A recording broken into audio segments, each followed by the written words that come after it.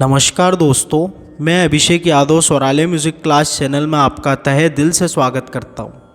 जितनी भी music exam होती है ऑल ओवर इंडिया में, UGC NET music exam, Bihar state BPSC, the triple SB, MP TET music main exam, NVS KVS EMRS, the triple SB, AWS, MPPSC, RPSC और all over India में जितनी भी music exam होती है सभी की तैयारी आपके स्वरालय म्यूज़िक क्लास चैनल द्वारा करवाई जाती है।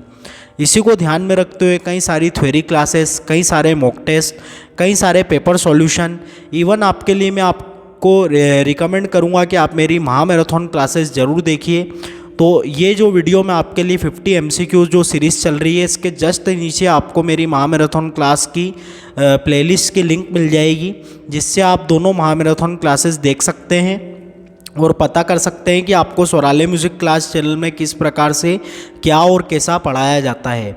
इसके अलावा फिर नीचे आपको उसी के नीचे आपको अभी जो हाल फिलहाल में चल रही है 50 MCQ की सीरीज़, जिसमें आज की जो आपकी क्लास है, क्लास नंबर 3 है आपकी। आज जो आपकी क्लास है, क्लास नंबर 3 हम करने वाले हैं। इसके पहले मैं आपकी 2 क्लासेस ले चुका हूँ, जिसमें मैंने काफ़ी यूनिक क्वेश्चंस और अच्छे क्वेश्चंस करवाए हैं, तो उनको भी आप देख सकते हैं। जैसा कि मैंने बताया, महामैराथन क्लास की प्लेलिस्ट के जस्ट नीचे आपको उसकी प्लेलिस्ट मिल जाएगी 50 MCQ की।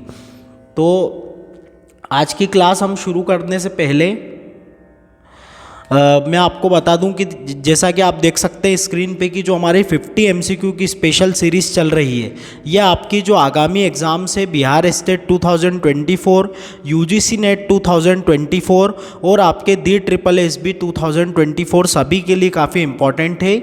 और इसमें संगीत के ऐसे प्रश्न हैं जो आपने नहीं किए होंगे। इस प्रकार के प्रश्न आपको इसमें देखने को मिलेंगे, बड़े बड़े और अच्छे अच्छे बढ़िया से प्रश्न इसमें देखने को मिलेंगे, जो कुछ यूनिक प्रश्न हैं जो आपको हर जगह नहीं मिलते हैं। तो ये मेरी बैच है, अगर आप इससे जुड़ना चाहते हैं तो इससे भी जुड़ सकते हैं। ये आपके यूजीसी नेट, बिहार स्टेट और दी ट्रिपल एसबी के लिए कोर्स है, जिसमें आपको मात्र 600 रुपीज़ में, ये मेरा कॉन्टैक्ट नंबर है, इसमें आपको सारी क्लासेस, रिकॉर्डिंग्स, PDF और आपको स्टडी मटेरियल सब कुछ इसमें मिलने वाला है। ये मेरे कॉन्टैक्ट नंबर से आप कॉन्टैक्ट करके इसमें रजिस्ट्रेशन करवा सकते हैं ये बैच में। इसके अलावा अगर आप एमपी टेट के कोर्स से जुड़ना चाहते हैं और एमपी टेट की तैयारी कर रहे हैं तो मात्र 1250 रुपीज़ में आपको काफ़ी अच्छा कोर्स मिल जाएगा और उसी नंबर पे मेरा कांटेक्ट करके आप रजिस्ट्रेशन करवा सकते हैं। इसमें भी आपको टोटल 24 क्लासेस प्लस आपके एग्ज़ाम के पहले एक महामैराथन क्लास करवाई जाएगी। टॉप 150 क्वेश्चंस के 2 सेट होंगे और हर वीक आपका टेस्ट, यानी कि 6 टेस्ट होंगे आपके, और सब कुछ स्टडी मटेरियल सब कुछ, यानी फुल कोर्स आपको 3 मंथ का इसमें 1250 में मात्र मिलने वाला है। तो अगर आप रजिस्ट्रेशन करवाना चाहते हैं तो करवा सकते हैं। तो चलिए अब हम आज की जो हमारी क्लास है PDF, उसकी PDF खोलते हैं। स्पेशल 50 क्वेश्चंस की जो सीरीज़ चल रही है उसकी बात करते हैं। ये देखिए, ये आपका फर्स्ट क्वेश्चन है इस टेस्ट का। इसके पहले आप देख सकते हैं कि ये 100 क्वेश्चंस मैं करा चुका हूँ, और अगर आपने ये नहीं देखे हैं तो आप, जैसा कि मैंने आपको बताया कि मेरी जो दोनों क्लासेस हैं प्लेलिस्ट मैंने बना दी है, तो इसमें आप देख सकते हैं ये पूरा 100 क्वेश्चंस मैंने इसमें करवाए हैं। यानी 50-50 की जो सीरीज़ चल रही है, 2 क्लास इसमें आपकी हो चुकी है। तो चलिए अब हम शुरू करते हैं। ये हमारा आखिरी क्वेश्चन था, लास्ट क्वेश्चन देखते हैं, जिससे आपको पता रहेगा कि हाँ ये क्वेश्चन हमने किया था। ये रहा लास्ट क्वेश्चन कि तुनों किस प्रकार का वाद्य, ये हमने किया था। तो चलिए अब नेक्स्ट क्वेश्चन है आपका, राग कालिंगड़ा किस थाट का है? पूर्वी, तोड़ी, आसावरी या फिर भैरव? तो ये आपका कालिंगड़ा जो राग है ये आपका भैरव थाट का राग है। अब कालिंगड़ा की बात करें अगर, तो इसमें आपका प और सा जो है वह इसका वादी संवादी है। रात्रि के अंतिम प्रहर में इसको गाया जाता है, अंतिम प्रहर में इसको गाया जाता है। और भैरव थाट का ये राग है, इसमें ध और रे कोमल हैं, रे और ध दोनों कोमल है, और प सा इसके वादी संवादी है, जैसा कि मैंने बताया। तो ये सब चीज़ें आपको याद रखनी है। नेक्स्ट प्रश्न पे चलते हैं, और काफ़ी यूनिक और काफ़ी अच्छा प्रश्न आपके सामने लेकर आया हूँ मैं। भारतेंदु जी के अनुसार कजरी कहाँ का लोकगीत है? अब यूँ हम जनरली जानते हैं कि कजरी जो है वो आपके उत्तर प्रदेश का लोकगीत है, लेकिन भारतेंदु जी के अनुसार कौन सा होगा? उत्तर प्रदेश नहीं होगा। उत्तर प्रदेश, मध्य प्रदेश, महाराष्ट्र या फिर राजस्थान। तो भारतेंदु जी के अनुसार मध्य प्रदेश को उन्होंने कजरी गीत का मतलब कजरी जो लोकगीत माना है वो मध्य प्रदेश का उन्होंने माना है। नेक्स्ट चलते हैं, मंगला गौरी गीत कहाँ का है? उत्तर प्रदेश, मध्य प्रदेश, महाराष्ट्र या फिर राजस्थान। तो मंगला गौरी गीत आपका है महाराष्ट्र का। नेक्स्ट चलते हैं, कात्यायनी वीणा किस काल की है? मध्यकाल, आधुनिक काल, मुगल काल या फिर वैदिक काल। तो कात्यायनी वीणा आपकी वैदिक काल की वीणा है। जिसमें डिटेल में पढ़ाने जैसा होगा उसमें मैं डिटेल में पढ़ाऊँगा, और जिसमें आपके नॉर्मल से आंसर होंगे उसमें मैं नॉर्मल से आंसर बताऊंगा।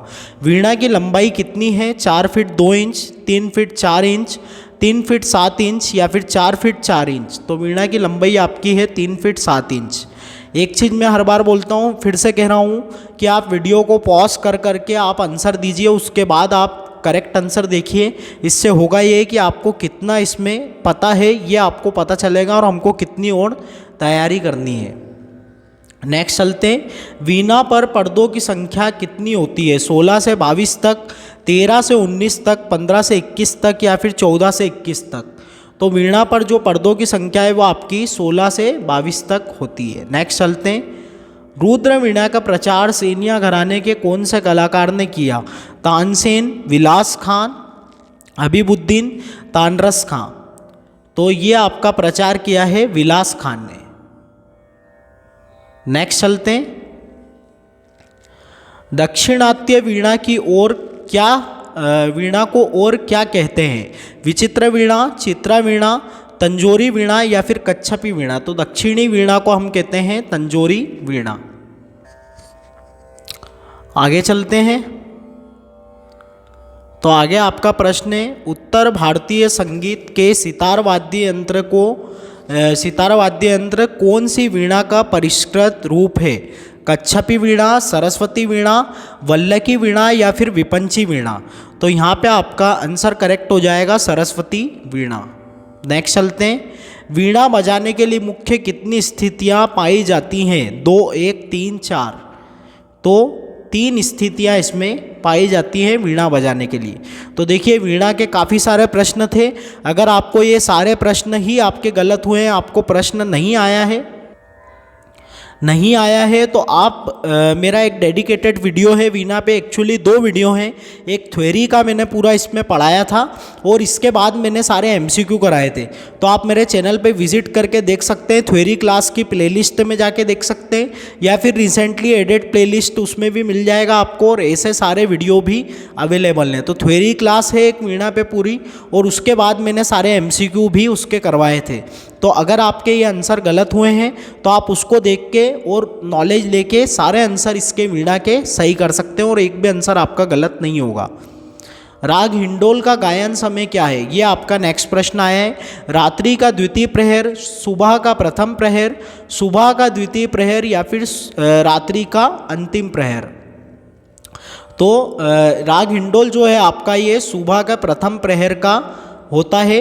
हिंडोल जो है आपका कल्याण थाट का राग है, लेकिन इसकी खासियत यही है कि ये कल्याण थाट का होने के बाद भी आपके सुबह का राग है, इसीलिए इसे सुबह का कल्याण भी कहते हैं। सुबह का कल्याण, ये आप नोट कर लीजिएगा, तो ये भी आप याद रखिएगा। नेक्स्ट चलते हैं, इंदिरा गांधी राष्ट्रीय कला केंद्र की स्थापना कब हुई है? 1985, 1975, 1995 या फिर 1989।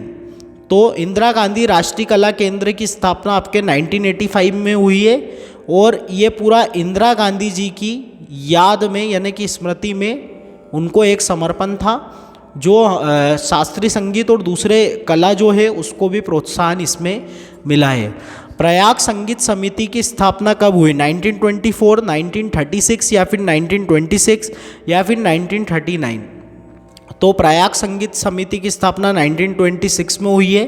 कहाँ पे हुई है? तो प्रयागराज जो आपका इलाहाबाद था, जिसको नाम बदल के प्रयागराज कर दिया गया, तो प्रयागराज में हुई है। प्रयाग संगीत समिति की स्थापना किसके शिष्य ने की है? तो भातखंडे जी के, पलुस्कर जी के, विनायक राव पटवर्धन जी के, या फिर कृष्ण राव शंकर पंडित के? तो ये आपके पलुस्कर जी के शिष्य ने, पलुस्कर। तो वो शिष्य कौन है, उनके बारे में जान लेते हैं। तो आपके बीए कसालकर जी, बीए कशालकर जी जो इनके शिष्य हुए हैं, उन्होंने आपके प्रयाग संगीत समिति की स्थापना 1926 में प्रयागराज में की थी। तो ये आपको याद रखना है। नेक्स्ट चलते,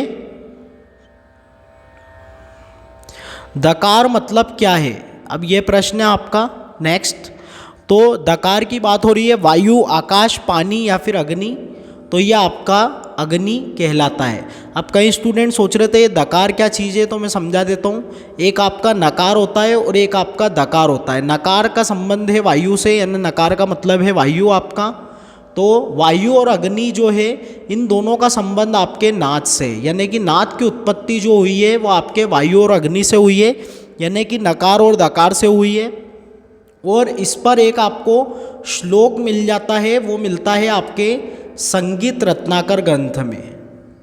पूरा इसके बारे में बताया है कि नकार और दकार से उत्पत्ति हुई है आपकी नाद की, यानी कि अग्नि और वायु से। तो ये आपको याद रखना है। नेक्स्ट चलते हैं, दकार और नकार किससे संबंधित है? श्रुति, स्वर, नाद या फिर राग? तो ये आपका नाद से संबंधित है। अनिद्रा की बीमारी कौन सा राग, अनिद्रा की बीमारी में कौन सा राग गाना या बजाना अच्छा होता है, यानी कि जिससे हमको फ़ायदा होता है, स्वास्थ्य में लाभ होता है, अनिद्रा की बीमारी दूर होती है? तो राग भैरव, राग दरबारी, राग मालकोंस या फिर राग भैरवी? तो अनिद्रा की बीमारी में राग भैरवी आपका लाभदायक होता है। नेक्स्ट चलते हैं, डिप्रेशन में कौन सा राग लाभदायक है? राग मधुवंती, राग सारंग, राग कलावती या फिर राग सोहनी? तो डिप्रेशन में आपका राग मधुवंती सुनना या गाना या बजाना काफ़ी लाभदायक होता है, जिसमें डिप्रेशन से राहत मिलती है। नेक्स्ट आपका प्रश्न है, चिकारा किस श्रेणी का वाद्य है? तत्वाद्य है, घन वाद्य है, सुशीर वाद्य है या फिर अवनद वाद्य है?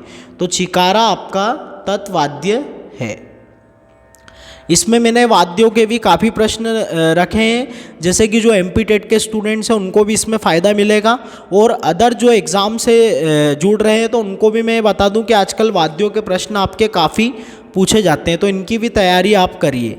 तो गोपीचंद वाद्य आपका तत्वाद्य की श्रेणी में आता है। यह आपका तत्वाद्य की श्रेणी में आता है। नेक्स्ट चलते हैं, भेरी वाद्य यंत्र को और क्या कहते हैं? भपंग, अपंग, भांगल या फिर भूंगल? तो भेरी वाद्य यंत्र को भूंगल भी कहते हैं। भेरी वाद्य आपका रामायण कालीन वाद्य है, रामायण कालीन वाद्य है, प्राचीन वाद्य है। और कहाँ उपयोग किया जाता था? तो जो आपके युद्ध होते थे, युद्ध में भेरी वाद्य का उपयोग किया जाता था। भेरी वाद्य यंत्र है तत्, घन, सुशीर या अवनद? तो यह आपका सुशीर वाद्य यंत्र है। नेक्स्ट चलते हैं, भेरी वाद्य यंत्र कहाँ का है? मध्य प्रदेश, राजस्थान, उत्तर प्रदेश या फिर महाराष्ट्र? तो ये आपके राजस्थान का वाद्य है। मयंक किस श्रेणी का वाद्य यंत्र है? तत्, घन, सुशीर या फिर अवनद? तो मयंक आपका सुशीर वाद्य यंत्र है। मयंक वाद्य यंत्र कौन सी जाति के लोग बजाते हैं? भील जाति, जोगी जाति, पराग समुदाय या फिर भिलेरी जाति? तो जोगी समुदाय के लोगों मयंक वाद्य यंत्र को बजाते हैं। तो हमने अभी तक 25 क्वेश्चंस कर लिए हैं, अभी इतने ही क्वेश्चन हम और करने वाले हैं, यानी 25 क्वेश्चंस और करने वाले हैं। अगर क्वेश्चंस आपको अच्छे लगते हों और दिल से आवाज़ आए तो लाइक ज़रूर करा करें, क्योंकि काफ़ी मेहनत लगती है PDF बनाने में। नेक्स्ट चलते हैं, और ऐसे क्वेश्चंस लाने में भी काफ़ी मेहनत लगती है, बहुत ही खोजना पड़ता है, तब जाके इस प्रकार के प्रश्न आपके लिए मैं ला पाता हूँ। तो नेक्स्ट प्रश्न है आपका, सूप किस श्रेणी का वाद्य यंत्र है? तत् है, घन है, सुशीर है या फिर अवनद है? तो सूप घन वाद्य यंत्र है। देखिए कई स्टूडेंट सोचेंगे कि सूप नाम का भी कोई वाद्य हो सकता है क्या? ऐसे ही क्वेश्चन जब एग्ज़ाम में आते हैं तो स्टूडेंट सोचते हैं ये कहाँ से इन्होंने क्वेश्चन दे दिया है। तो इस प्रकार के प्रश्न आपके स्वरालय म्यूजिक क्लास में कराए जाते हैं। तो ये आपका घन वाद्य, टिक जरूर लगाइएगा, मतलब याद रखिएगा। नेक्स्ट चलते हैं, सेंगीला किस श्रेणी का वाद्य है? तत्, घन, सुशीर या फिर अवनद? तो सेंगीला आपका घन वाद्य यंत्र की श्रेणी में आता है। सेंगीला कहाँ का वाद्य यंत्र है? केरल, कर्नाटक, तमिलनाडु या फिर नागालैंड? तो सेंगीला आपका केरल का वाद्य यंत्र है। नेक्स्ट प्रश्न है आपका, ओरेटोरियो किसकी प्रसिद्ध कृति है?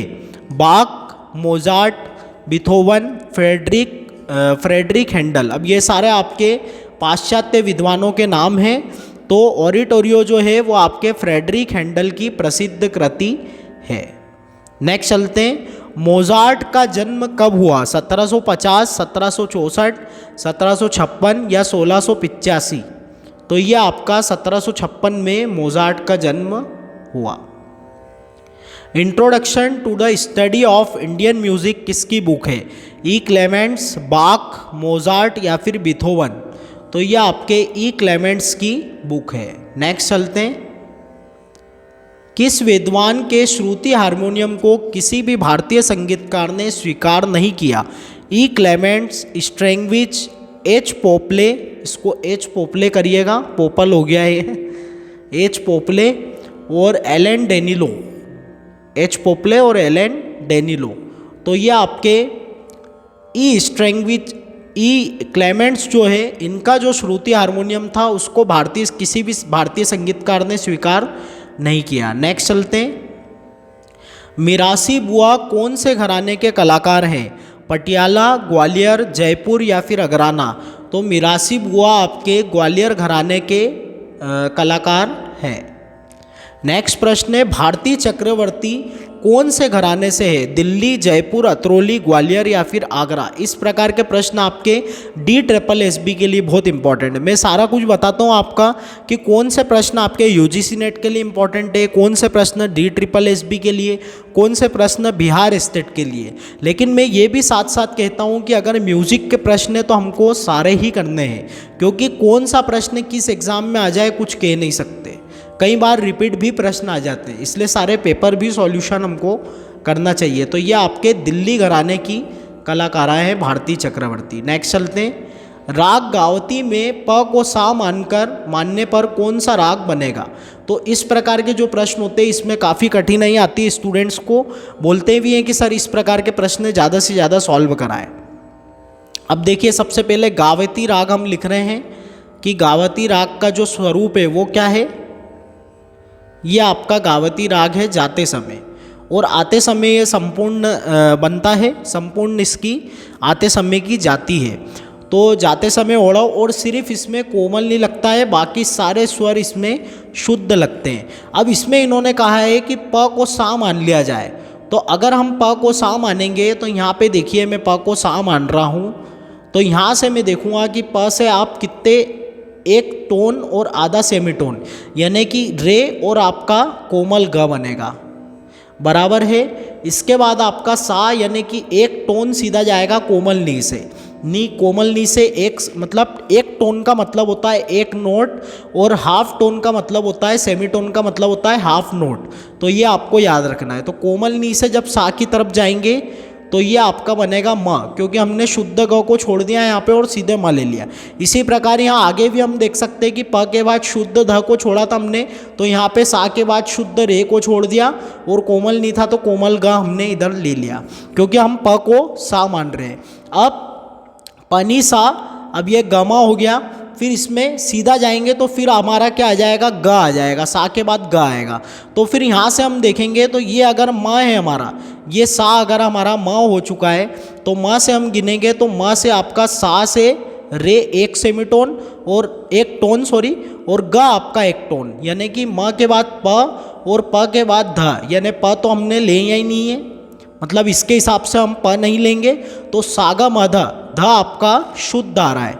उसके बाद म चलेंगे तो फिर आप देखिए कि एक भी आपका एक सेमीटोन की दूरी है, तो आपका गम धनी, तो ये आपका बना सागा म ध नी, और फिर आखिरी में प आपका बन जाएगा सा।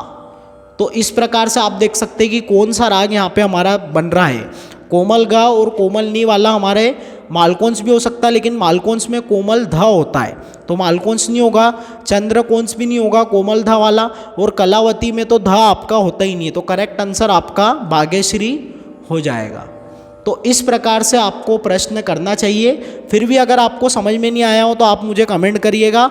नेक्स्ट क्लास जब आएगी तो फिर मैं आपको रिटर्न बाद में समझा दूंगा, या फिर आप मेरे से कांटेक्ट करके भी पूछ सकते हैं।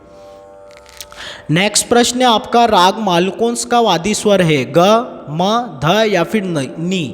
तो राग मालकोंस का वादी स्वर है आपका म, संवादी स्वर इसका सा होता है, तो ये आपको याद रखना है। और भैरवी थाट का ये आपका राग है। ठिस्की किस प्रकार का वाद्य यंत्र है? तत्वाद्य है, घन वाद्य है, सुशिर वाद्य है या फिर अवनत? तो ठिस्की आपका घन वाद्य है। नेक्स्ट चलते हैं, ठिस्की कहाँ का वाद्य यंत्र है? मध्य प्रदेश, उत्तर प्रदेश, राजस्थान या फिर केरल?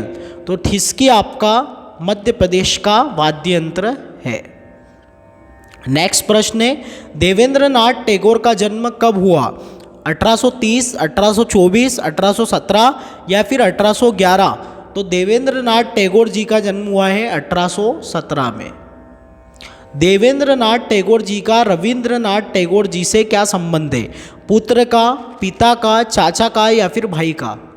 तो यहाँ पे देखिए इनका संबंध है पिता का, यानी कि देवेंद्रनाथ जी टैगोर जो हैं वो आपके रविंद्रनाथ टैगोर के पिता हैं। नेक्स्ट चलते हैं, राग सरस्वती में कितने विकृत स्वर लगते हैं? 1, 2, 3 या फिर 4? तो राग सरस्वती में आपके 2 विकृत स्वर लगते हैं। कौन कौन से? म तीव्र और नी कोमल। इसका जो स्वरूप है वो है रेमा पनी सा, ये चलता है इसमें।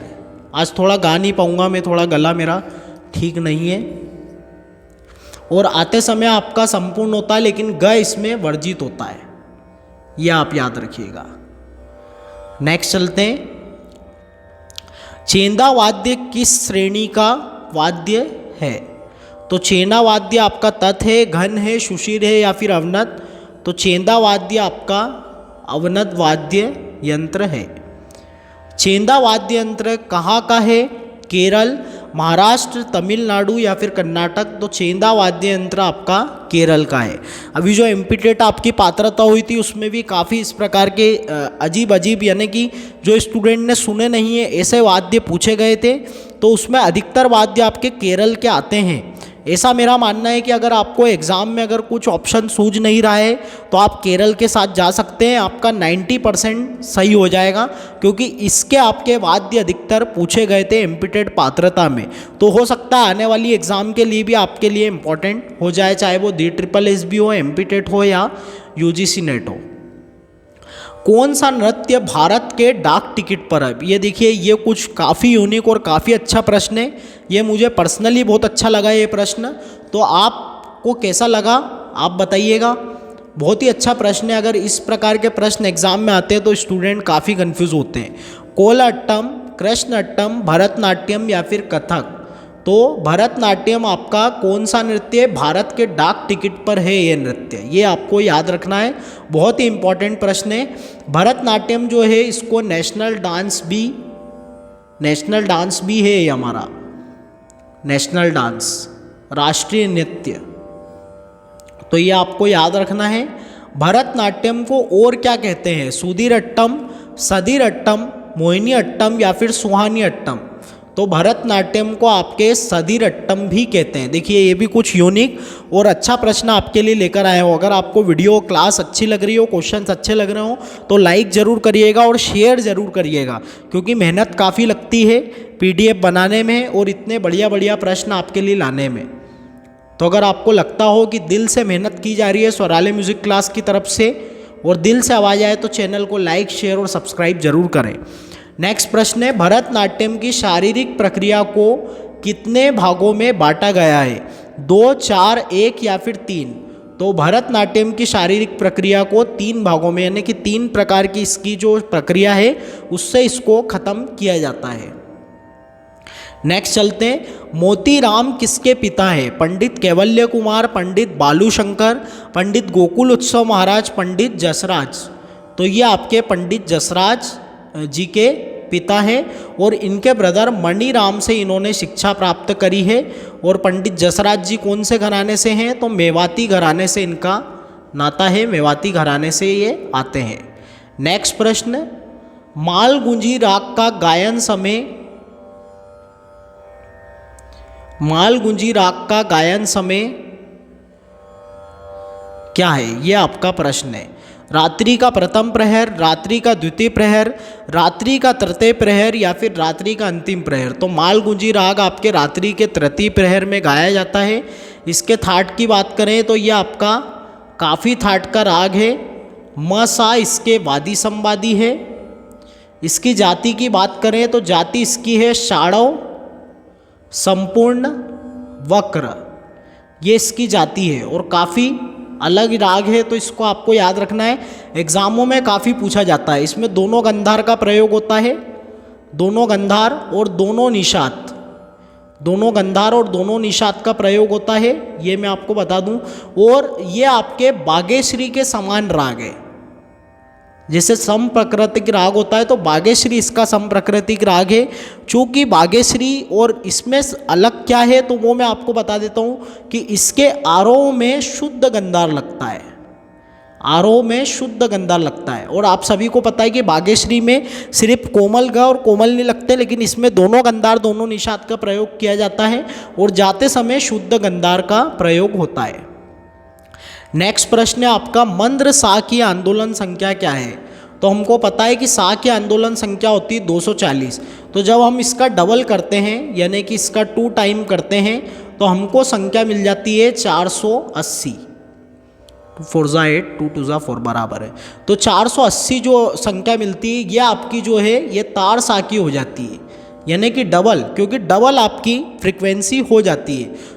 क्योंकि डबल आपका जैसे मध्य सप्तक का सा है तो उसका डबल आपका तार होगा, ठीक उसी प्रकार मध्य सप्तक के सा का आधा जो होगा वो मंद्र सा होगा। तो जब हम इसका आधा करेंगे तो इसको काटेंगे तो आप देखिए, करके देखिए क्या आएगा, 120। तो इसका करेक्ट आंसर आपका 120 हो जाएगा। और प जो है, प की फ्रिक्वेंसी जो मंद्र प की हो जाएगी वो 180 हो जाएगी और ये आपकी तार सा की फ्रिक्वेंसी हो जाएगी, आंदोलन संख्या हो जाएगी। नेक्स्ट चलते हैं और लास्ट प्रश्न आपके मॉक टेस्ट का, काफ़ी अच्छा प्रश्न, जो भजे हरि को सदा, काफ़ी फेमस भजन है, कौन से राग में है? भैरवी, भैरव, किरवानी या फिर अहिर भैरव? तो ये आपके भैरवी राग में है और ये किसकी रचना है? तो ये आपके पंडित भीमसेन जोशी जी ने इसको बनाया है इस भजन को, और काफ़ी फेमस भजन है उनका। जब भी वो स्टेज पे गाते थे तो ये भजन की बहुत डिमांड होती थी कि आप ये ज़रूर सुनाइए पंडित जी। तो इस प्रकार के बढ़िया बढ़िया भजन भी हमारे बीच हैं, काफ़ी अच्छा लगता है। तो ये था हमारा 150 प्रश्न हो चुके हैं अभी तक, यानी 50 MCQ की ये पूरा मैंने करवा दिया है। और काफ़ी यूनिक क्वेश्चंस आपको अच्छे लगे हों तो आप लाइक और शेयर ज़रूर करिएगा। तो अभी तक आपके 150 क्वेश्चंस हो चुके हैं, आप देख सकते हैं PDF में। जब मैं पूरी सीरीज़ ख़त्म कर दूंगा तो मैं इकट्ठे क्वेश्चंस आपके टेलीग्राम पर डाल दूंगा। अगर आप टेलीग्राम से नहीं जुड़े हैं तो टेलीग्राम से भी जुड़ जाइए, वहाँ डेली मैं आपके 5 MCQ कराता हूँ और नहीं करवा पाता हूँ तो नेक्स्ट दिन आपके 10 MCQ डालता हूँ। जैसे कि आज मैं अभी 10 MCQ डालने वाला हूँ टेलीग्राम पे, तो वो भी आपके कुछ अलग होते हैं, तो उसकी प्रैक्टिस भी आप कर सकते हैं किसी भी म्यूज़िक एग्ज़ाम में सक्सेस पाने के लिए। तो ये देखिए, एक प्रश्न से हमने शुरू करा था और इस प्रकार हम 150 क्वेश्चंस कर चुके हैं। 150 क्वेश्चंस आपको करवा चुका हूँ मैं। तो सबसे पहले आपको बहुत बहुत धन्यवाद, thank you so much for attending full class. ये सारे अगर आपको देखने हैं 150 क्वेश्चंस, तो ये 2 जो वीडियो इसके पहले बनी है ये पूरी प्लेलिस्ट मैंने बना दी है, जो कि महामैराथन क्लास की प्लेलिस्ट के जस्ट नीचे आपको, इस वीडियो के जस्ट नीचे महामैराथन क्लास की प्लेलिस्ट और उसके जस्ट नीचे आपको 50 MCQ वाली जो स्पेशल सीरीज़ चल रही है टेस्ट की, उसकी आपको प्लेलिस्ट मिल जाएगी। तो सारे वीडियो मिल जाएंगे, सब कुछ आप देखिए, चैनल को विजिट करिए, सारे वीडियोस देखिए, सारी क्लासेस देखिए, paper solution, theory classes, mock test, महामैराथन क्लासेस, सब कुछ देखिए। और अगर आपको अच्छा लगे और दिल से आवाज़ आए तो मेरे चैनल को लाइक, शेयर और सब्सक्राइब जरूर कीजिएगा। Thank you so much. जय श्री राम।